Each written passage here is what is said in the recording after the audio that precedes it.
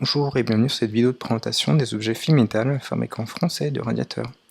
Au menu aujourd'hui, nous allons présenter la nouvelle gamme d'objets 3010, disponible en téléchargement sur le portail BIMobject. Sur chaque page produit, vous aurez accès à des descriptions, des spécifications techniques, des liens vers les pages fabricants, ici un lien vers la page produit, puis sur les certifications.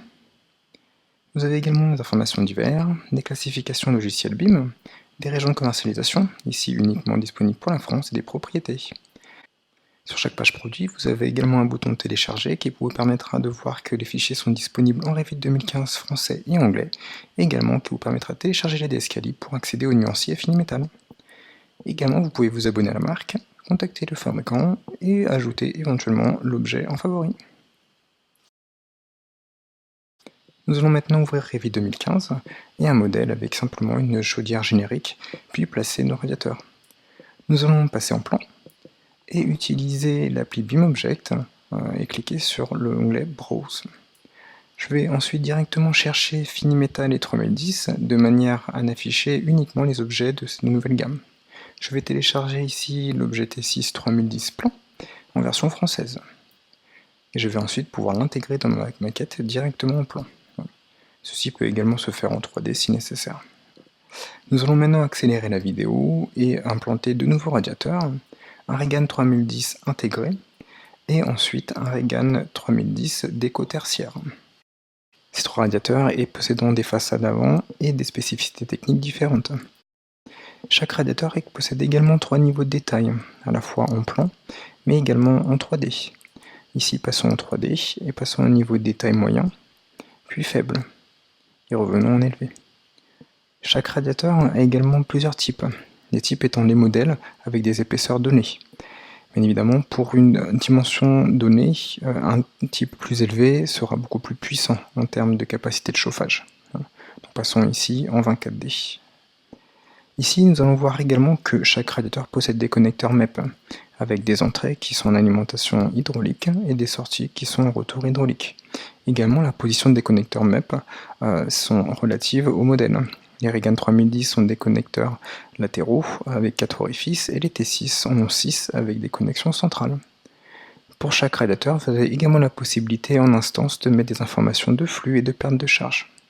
Chaque radiateur a également plusieurs paramètres de type, qu'ils soient techniques, commerciaux, dimensionnels ou de matériaux.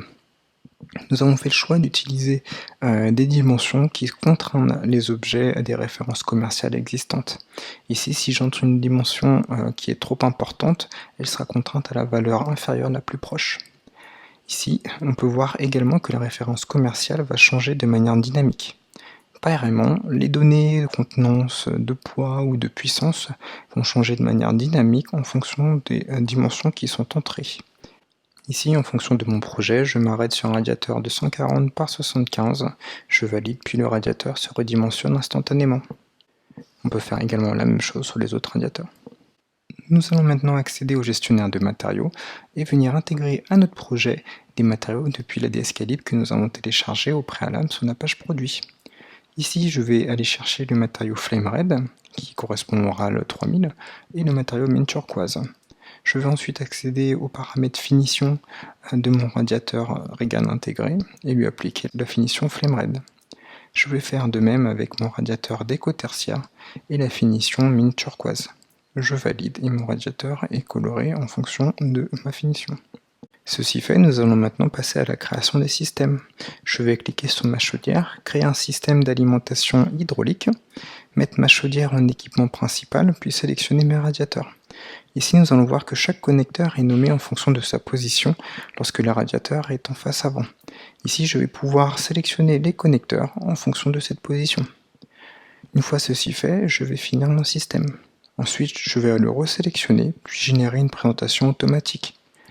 Bien évidemment, ce réseau doit être validé par un bureau d'études et au minimum respecter les règles de l'art. Pour le bien de la démo, nous allons utiliser une des présentations par défaut. Ensuite, nous allons donner une valeur de flux à tous nos radiateurs et nous allons voir que notre chaudière a bien le total donné. Nous allons également voir que nos canalisations ont les bonnes valeurs de flux. Également, nous allons voir que dans mon navigateur système, chaque radiateur fait partie du système alimentation hydraulique que nous venons de créer, avec les bonnes valeurs de flux qui l'ont été attribuées. Nous allons revenir à notre projet et venir sélectionner ici un des radiateurs et voir qu'une des connexions est désormais plus disponible. C'est normal car elle est connectée à notre système d'alimentation. Nous allons maintenant accélérer la vidéo et faire la même chose avec le système de retour hydraulique. Nous allons simplement changer la hauteur de manière à bien différencier le réseau et voir le résultat. Le résultat sera identique avec des bonnes valeurs de flux dans nos canalisations et dans nos chaudières. Également, dans notre navigateur système, nous verrons désormais nos radiateurs apparaître dans le système de retour hydraulique. Pour finir, nous allons créer une nomenclature de nos radiateurs fini métal, sélectionner équipement de génie climatique, puis ajouter les champs techniques, commerciaux, dimensionnels ou de finition.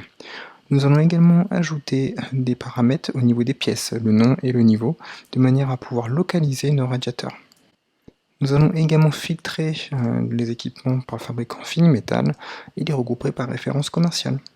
Nous avons désormais un quantitatif précis de nos radiateurs fini métal, avec les types, les références commerciales, leur localisation dans notre projet et avec les spécificités techniques telles que les dimensions, les débits ou les puissances.